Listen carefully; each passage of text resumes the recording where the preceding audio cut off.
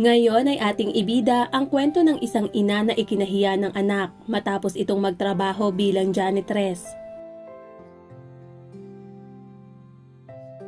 Nagmamadaling umuwi si Mariel na mayroong masayang ngiti na hindi mawala sa kanyang mga labi. Pagpasok niya sa apartment, tinanggal niya ang kanyang lumang scarf, pumunta sa kusina at inilagay ang mga pinamili sa mesa. Kumakanta ito ng nakakatawang kanta na narinig niya sa kung saan. Tila tumutugtog ito sa supermarket kung saan siya nagpunta para bumili ng mga groceries. Ang kanta ay labis na walang katuturan at ang tugma ay mas lalong hindi maganda. Naisip ni Mariel na minsan ang mga pop hits ay mas masahol pa kaysa sa sipon. Mahahawa ka, papasok sa iyong kamalayan at hindi mapapagaling ng gamot. Bakit ang saya-saya mo? Tanong ni Vanessa, ang panganay na anak ni Mariel, pagpasok sa kusina. Nakakita ka ba ng kamatis na nakasale o buy one take one na keso? Tumingin ang dalaga sa kanyang ina na alam ang pagmamahal nito sa mga diskwento. Kumuha si Vanessa ng mansanas mula sa pinamili. Pinunasan ito gamit ang kanyang damit at saka kinagat. Hugasan mo muna. Umiling ang kanyang ina habang nakatingin sa anak. At hindi mo naiintindihan. Pumunta ako sa school para makipag-usap sa teacher tungkol sa pag-aaral ni Sandy. At nakahanap din ako ng trabaho. Nagawa ko ito sa loob lang ng isang araw. Sabi ng dalaga habang nakatingin sa kanyang ina na may kapilyuhan. At anong trabaho ang nakuha mo, ma? Pwede bang malaman? Kailangan nila ng PE teacher pero hindi ka naman mukhang fitness star. At hindi mo ba ako nakikitang nagja-jumping jacks gamit ang lubid, ma? Umikot ang mata ni Mariel. Hindi siya mahilig sa sport. Mas gusto niya ang cookies kaysa sa squats. Ngunit naawa ang kalikasan sa kanya, kaya't hindi siya pinayagang mag-ipon ng taba sa kanyang balakang. Nessie! Umiling si Mariel. Marunong ka talagang magbigay ng papuri. Huwag mo nang paikliin ang pangalan ko. Reklamo ng anak habang puno ang bibig. Magpakita ka naman ng respeto. Pinangalan mo na nga ako sa halimaw ng Loch Ness. Bakit hindi mo na lang ako pinangalan ng Yete? Hindi pinansin ni Mariel ang pagrereklamo ng kanyang anak at nagpatuloy sa paglalagay ng mga pinamili sa refrigerator.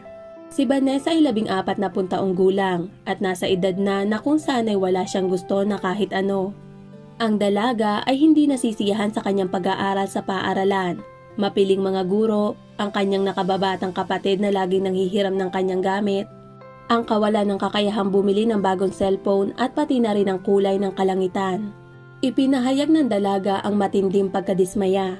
Umiiyak siya sa kanyang unan, binabagsak ang pinto ng malakas na tila yayanig sa buong apartment at nakikinig ng musika na may pinakamalakas na volume. Kalmado itong tinanggap ni Mariel. Tinanggap niya ang kanyang anak kasama ang lahat ng mga kakulitan nito at sinikap na suportahan ito kapag kinakailangan. Tulad ng ninais ni Vanessa ang matinding pagbabago sa kanyang itsura, si Mariel pa mismo ang bumili ng pink na pangkulay sa buhok. Tumawa sila ng matagal dahil hindi lamang nila nakulayan ang hibla ng buhok ni Vanessa kundi pati na rin ang kalahati ng bathtub. Ang kabataan ni Mariel ay hindi naging masaya, kaya't sinikap niyang gawing masaya ang kabataan ng kanyang anak. Subalit kulang ang pera, kaya't kumuha siya ng pangalawang trabaho na maaaring pagsabayin sa kanyang trabaho bilang nurse. Hindi ako magiging PE teacher. Kailangan ng school ng dagdag na tagalinis. Maganda naman ang sahod, sabi ng homeroom teacher ni Sandy. At isa pa, hindi ordinary ang school na pinapasukan nyo.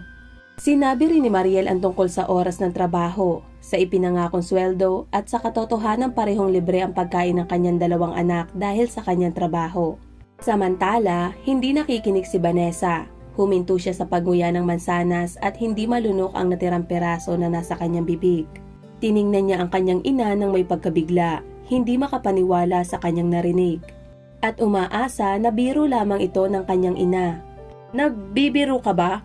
Tanong ni Vanessa habang pinipilit na lunukin ang natitirang mansanas sa kanyang bibig.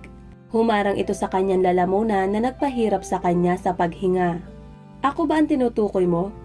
Nagbibiro ka lang, di ba? Itinaas ni Vanessa ang kanyang kilay. Ginagantihan mo lang ba ako dahil hindi kita tinawag na fitness model? Binantayan ni Mariel ng mabuti ang kanyang anak. Pagkatapos ay bumuntong hininga. Itinabi ang kinakaing yogurt at umupo sa isang upuan. Nessie, ano na naman ba ang problema? Kalmadong tugon ni Mariel at bigla namang sumabog si Vanessa. Mama, magiging tagalinis ka sa school? Seryoso ba yan? Gusto mo ba akong maging katawa-tawa? Anong kalokohan ang nasa isip mo? Kunot noong tanong ni Mariel. Hindi ito kalokohan, ito ang katotohanan. Ikaw mismo ang nagsabi na hindi pangkaraniwan ang school ko. May agwat sa pagitan ko at ng mga kaklase ko. Lahat sila ay mayayaman. Naiintindihan mo ba? Pagod na ako sa kakasabay sa mga mayayamang kaibigan ko. Hindi na nakayanan ni Mariel at nasaktan siya sa sinabi ng kanyang anak. Ikaw ang pagod? Baka ako ang nagtatrabaho na parang kabayo para maibigay sa iyo at kay Sandy ang pinakamahusay na edukasyon at magandang kinabukasan. Ako ang nagbabayad ng iyong pag-aaral. Ang mga damit mo ay sunod sa uso at nagsangla ako para sa apartment na to para magkaroon kayo ng sariling kwarto. Tapos itataas mo ang ilong mo sa kung paano ako kumikita ng pera? Naging mainit ang pakiramdam sa dibdib ni Mariel at may mahigpit na buhol na bumaloktot sa kanyang tiyan.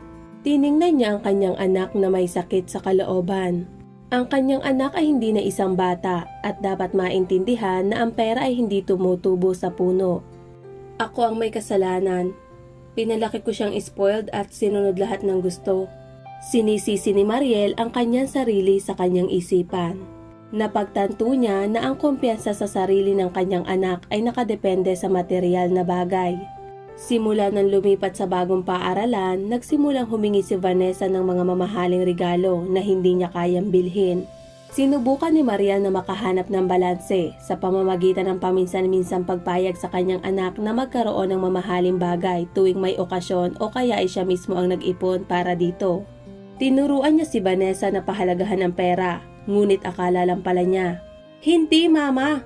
Daing ng dalaga habang nagtatapik ng paa. Hindi ka magiging tagalinis. Ikakahiya kita. Hindi nakakahiya ang magtrabaho. Kailangan natin ng pera, Vanessa. Tanggapin mo na. Tapos na ang usapan. Matatag na sabi ng ina, hudyat ng pagtatapos ng pag-uusap. Namula si Vanessa at nanginig sa galit. Ang mga labi na pininturahan ng kulay pink na lipstick ay bumaloktot at napuno ng luha ang kanyang mga mata. Wag na wag kang pupunta sa school at ipapahiya ako. Naririnig mo ba ako? Ayokong maging anak ng isang janitor. Sigaw ng dalaga at ibinato ang natirang mansana sa mesa.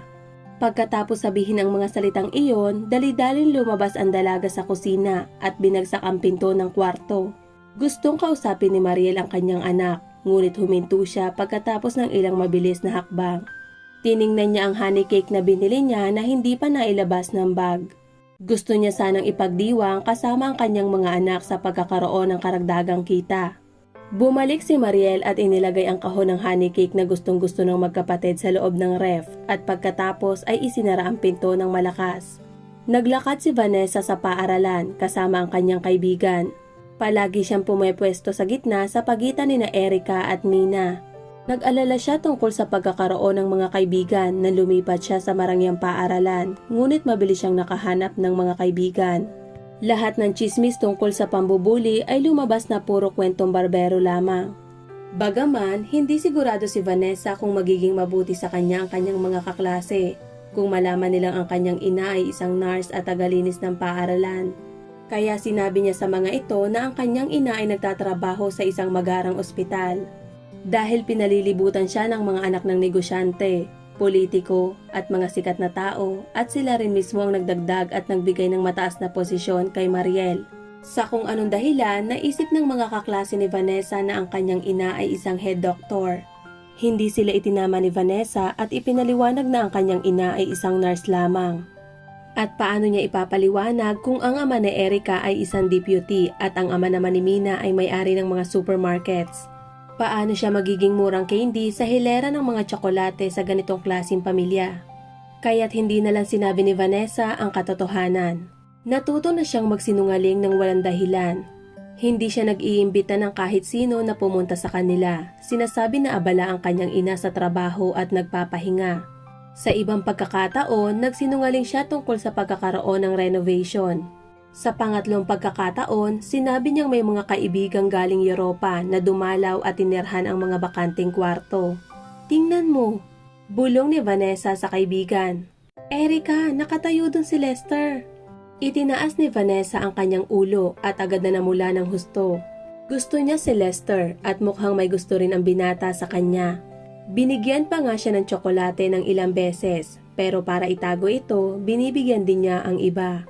Isang ngiti ang lumitaw sa mga labi ni Vanessa, ngunit pagkatapos ng ilang sandali ay bigla itong nawala.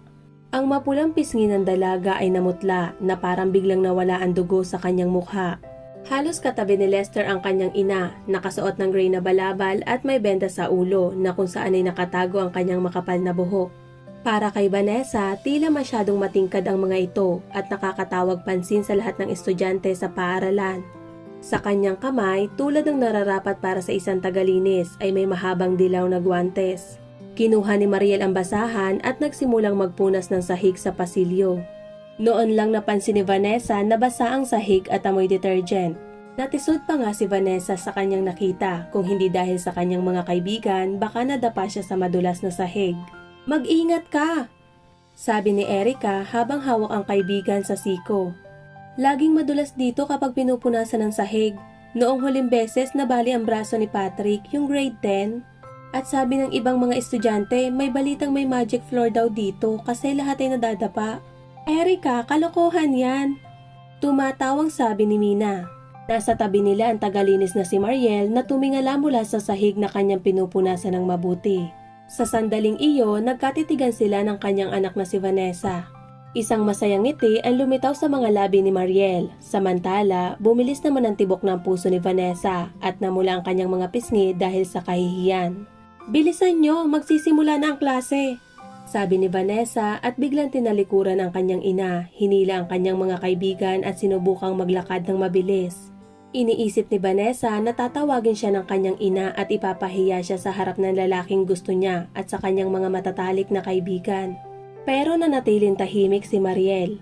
Ang ina na nakasandal ang kamay sa hawakan ng map ay tumingin na lamang ng malungkot sa kanyang anak. Pagkatapos ay bumuntong hininga ng malalim at bumalik sa trabaho. Hindi gusto ni Vanessa ang subject na geography at bukod doon ay masungit ang teacher. Nakapatong ang kanyang baba sa kanyang kamay habang nakatingin sa bintana. Pinapakinggan ang pagtatalakay tungkol sa mga yaman tubig nang bigla niyang napansin na may mas kawili-wiling nangyayari sa labas. Nagmamadaling lumabas ang isang gwardya para buksan ang gate dahil paparating na ang isang ambulansya. Ang tunog ay nakakuha ng atensyon ng halos buong klase. Ang mga estudyante ay nag-unat ng leeg upang makita kung ano ang nangyayari at nagbulungan sila. "Tahimik!" sigaw ng guro na nakatingin ng masama sa mga estudyante. "Kung hindi kayo makikinig sa akin, magsusulat kayo ng test." Agad na tumahimik ang klase dahil sa banta at sabay-sabay na tumingin sa guro. Ginawa rin ito ni Vanessa kaya hindi niya nakita ang nangyari sa bakuran ng paaralan.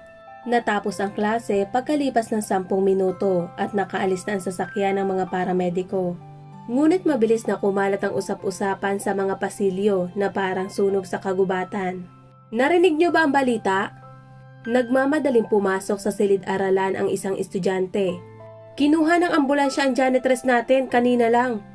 "Anong nangyari?" Interesadong tanong ni Mina.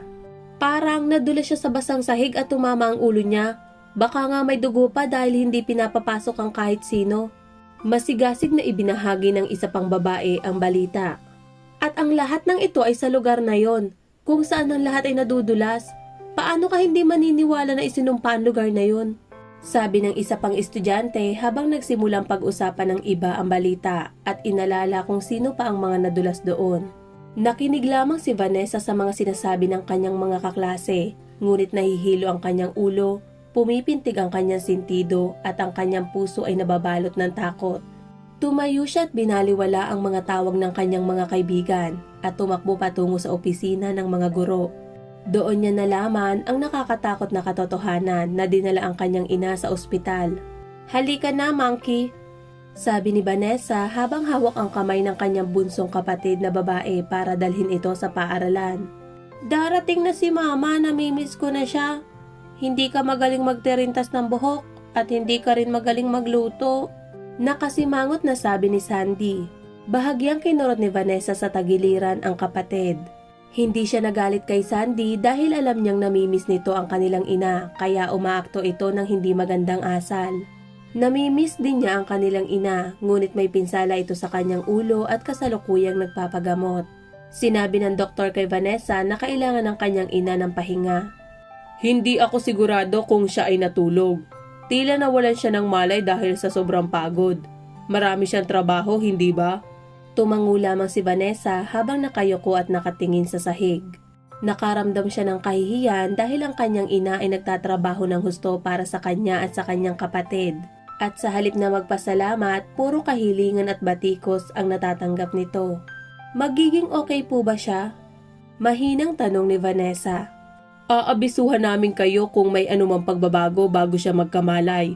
Mayroon bang pwedeng mag-alaga sa inyo? Tanong ng doktor. Opo. Nagsinungaling si Vanessa na pagpasyahan niya na alagaan ang sarili at ang kanyang kapatid.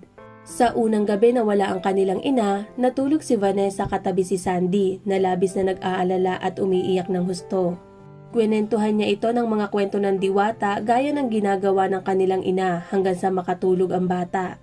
Matagal na nakatitig si Vanessa sa kisame at hindi maipikit ang kanyang mga mata. Iniisip niya kung ano ang mangyayari kung may masamang mangyari sa kanyang ina at kung mawala ito sa kanila. Paano siya mabubuhay? Sa kanilang huling pagkikita, nakaramdam siya ng kahihiyan at nilampasan lang ang ina na parang ibang tao. Hindi niya mapapatawad ang kanyang sarili. Hindi makatulog si Vanessa kaya't pumunta siya sa kwarto ng kanyang ina. Inayos niya ang mga gamit nito kahit nalampas na ng hating gabi.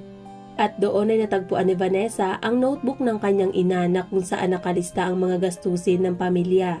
Bigla siyang umiyak nang makita niya ang huling listahan na may bilog gamit ang maliwanag na marker. Pero hindi niya mapigilan ang kanyang pag-iyak.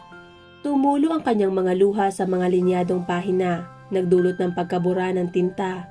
Naiintindihan na niya kung gano'n na lamang nagpapakahirap sa pagtatrabaho ang kanyang ina. Pinag-iipunan nito ang isang biyahe papuntang dagat. Nabighani si Vanessa sa ideya at hindi niya alam na para ito sa kanyang kaarawan. Pinlano ng kanyang ina na ibigay sa kanya ang pinakaaasam na regalo. Ito ay ang gumala sa isa sa pinakamagandang beach. Isinulat nito sa notebook ang presyo ng tiket, tirahan at pati na rin ang mga ekskursyon para sa pagpaplano ng biyahe. At naipunan ng kanyang ina ang kinakailangang halaga. Muling tumingin si Vanessa sa paligid ng kwarto. Bihira siyang pumasok dito at tingnan ang mga gamit ng kanyang ina. Ngunit ngayon, napagtanto niya ang isang napakahalagang bagay. Kakaunti lamang ang gamit ng kanyang ina at bukod doon ay luma na ang mga ito. Ginugol niya ang pera sa mga bagong bagay para kay Sandy na mabilis lumalaki at sa mga damit ni Vanessa na palaging humihiling ng mga makabagong damit. Kinuha ni Vanessa ang lumang damit ng kanyang ina na may amoy ng pabango nito. Niyakap niya ito at umupo sa sahig habang umiiyak ng malakas. Bumalik ka na, Mama. Bumalik ka lang, aayusin ko na ang lahat. Pangako, aayusin ko talaga. Mahal na mahal kita. Bulong ni Vanessa hanggang sa makatulog. Kinabukasan, tumawag ang ospital at sinabing nagkamalay na ang kanilang ina, ngunit hindi pa rin sila maaaring bumisita. Nakaramdam ng matinding ginhawa si Vanessa nang marinig na magiging maayos na ang kanyang ina. Napagpasyahan niyang gawin ang lahat ng kanyang makakaya upang tuparin ang kanyang pangako at pagbutihin ang kanyang sarili. Kaya't si Vanessa ang pumalit sa papel ng kanyang ina. Inalagaan niya si Sandy at napagtanto na ang malilinis na damit ay hindi basta-basta lumilitaw sa mga aparador. At ang kanilang refrigerator ay hindi naghahanda ng hapunan at ang pinakamahalaga sa lahat ay hindi nila nakukuha ang suporta ng kanilang ina. Ngayon ay naintindihan na ni Vanessa kung gaano kahirap maging isang ina kaya't lalo niyang pinahalagahan si Mariel sa bawat araw na lumilipas. Nang bumalik na ang kanyang ina mula sa ospital, tumakbo silang magkapatid upang yakapin ito. Kinuha ni Vanessa ang bag ng kanyang ina. Pinagalitan ito dahil agad na nagbuhat ng mabibigat na bagay at pumunta sa tindahan imbis na umuwi. Kailangan mo pang magpahinga, sabi ng doktor. Umiiling na sabi ng dalaga. Sandali lang ako nawala pero parang ang laki ng itinanda mo. Ngumiti si Mariel habang niyayakap ang kanyang mga anak. Pagkatapos ng ilang linggo, unti-unting bumalik sa normal ang buhay ng pamilya. At nalaman ni Vanessa na babalik na sa pagtatrabaho ang kanyang ina sa paaralan. Hindi pwede! Sigaw ng dalaga at napakunot naman ng noo si Mariel. Akala ko ba na pag-usapan na natin ito? Hindi ko sasabihin kahit kanino na ina mo ako. At isa pa, darating ako pagkatapos ng 5 mong lesson. Tapos na ang mga klase mo noon kaya naman hindi na rin tayo magkikita. Hindi yun. Malungkot na sabi ni Vanessa. Hindi niya mahanap ang mga tamang salita at parang naninikip ang kanyang lalamunan. Mas madali para sa dalaga ang magsalita ng hindi maganda kaysa aminin ang kanyang pagkakamali at ipaliwanag kung gaano siya nag-alala sa kanyang ina. Hindi niya gustong pumunta sa dagat at ayaw na rin niya ng designer na bag na tulad ng kay Mina. Napagtanto niya na ang pinakadakilang yaman ay ang kanyang ina. Hindi napansin ni Mariel ang kalituhan ng kanyang anak. Tumingin siya sa kanyang relo at nagmadali. Wala na akong oras para makipagtalo. Nessie, kailangan ko nang umalis. Lumipas ang mga araw sa paaralan na walang insidente. Nakakuha pa si Vanessa ng mataas na marka sa pinaka hindi niya paboritong subject na nagbigay sa kanya ng kasiyahan. Si Vanessa kasama ang kanyang mga kaibigan ay naglakad sa pasilyo ng paaralan at lumapit sa salamin upang ayusin ang kanilang lipstick bago umalis. Pagkatapos ilabas ng dalaga ang kanyang gloss, napansin niya sa gilid ng kanyang mata ang isang pamilyar na tao at isang dilaw na guwantes. Lumingon siya at nakita niya ang kanyang ina na nakayuko sa sahig. Ang ilang hibla ng buhok ay nakalabas mula sa ilalim ng kanyang scarf at nahuhulog sa kanyang mga mata. Huminto si Mariel ng ilang beses upang subukan tanggalin ang buhok gamit ang kanyang siko upang hindi niya mahipo ang kanyang mukha gamit ang kanyang guwantes, ngunit bumabalik ito ng bumabalik. Nang muling itinaas ni Mariel ang kanyang ulo ay nakita niya ang kanyang anak. Natigilan siya, tumingin sa mga kaibigan ng kanyang anak at pagkatapos ay biglang tumalikod upang itago ang kanyang mukha.